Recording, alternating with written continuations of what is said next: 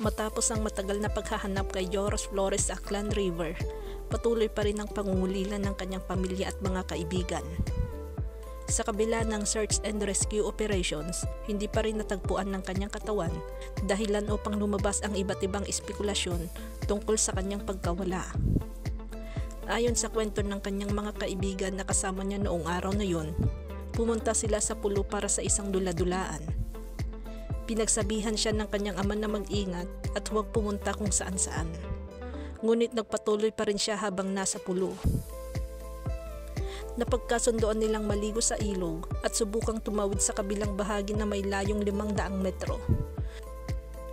Sa simula kalmado ang tubig, biglang bumuhos ang ulan habang sila'y nasa gitna ng ilog, kaya nagdesisyon silang bumalik. Habang lumalangoy pabalik, sumakay si Joros sa likod ng kanyang kaibigang si Ains. Ngunit sa kalagitnaan ng paglangoy, bigla siyang napulikat at dahilan upang mahulog si Joros sa ilalim ng tubig. Sinubukan niyang itulak si Ains upang makaangat, ngunit dahil marunong lumangoy si Ains ay nakabalik siya sa pangpang.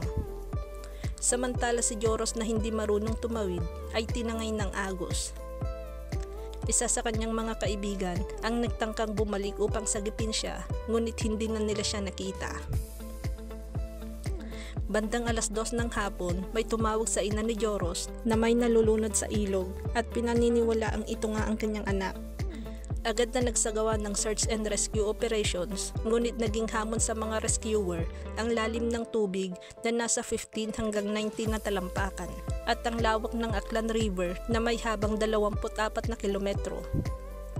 Ang ilog na ito ay kilala bilang isa sa pinakamalakas at pinakamapanganib sa Panay. Habang lumilipas ang mga araw at hindi pa rin natatagpuan si Joros, nagsimulang lumitaw ang iba't ibang paniniwala ng mga residente. Ayon sa ilang nanirahan malapit sa ilog, maaring may misteryosong nilalang na kumuha sa kanya sa bahagi ng ilog kung saan siya nawala.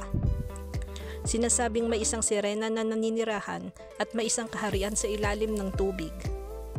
May mga nagsasabing hindi lang si Joros ang unang biktima rito. Dahil sa mga paniniwalang ito, maraming albularyo ang dumayo upang tumulong sa paghahanap, baging ang kilalang psychic na si Jay Costura ay nagtungo sa ilog upang subukang matukoy ang kinaroroonan ni Joros. Sa kabila ng lahat ng haka-haka, may iba ring naniniwala na baka may nangyaring foul play sa pagkawala ni Joros. May mga nagsasabi na baka pinatay siya ng kanyang mga kasama at inilibing, ngunit pinabuluanan ito ng kanyang ama dahil kasama niya noon ang kanyang pinsan.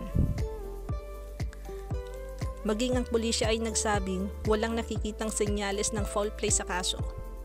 Sa ngayon patuloy pa rin ang paghahanap kay Joros at hindi pa rin nawawala ng pag-asa ang kanyang pamilya at mga kaibigan na isang araw ay mahahanap siya.